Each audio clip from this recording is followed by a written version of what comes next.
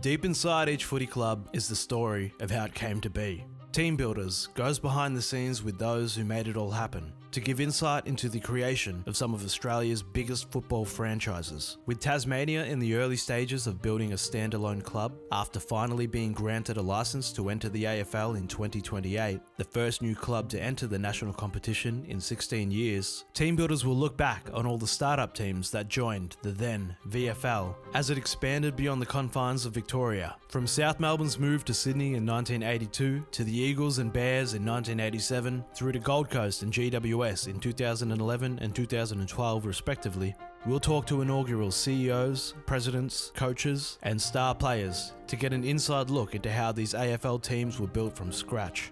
We were insolvent, there's no question about that. And lucky the ACCC wasn't about in those days. We would have been in real strife, I think, trading while we're insolvent. There were no priority draft picks, there were no concessions. You know, they virtually took the $4 million and ran, and we were left to our own devices. Way of life that Skase brought into the place that you just couldn't excise out of the joint.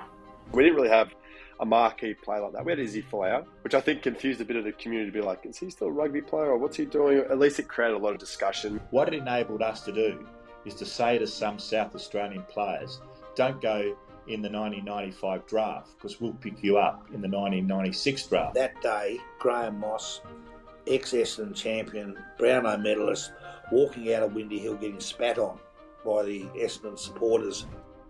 This is AFL Team Builders.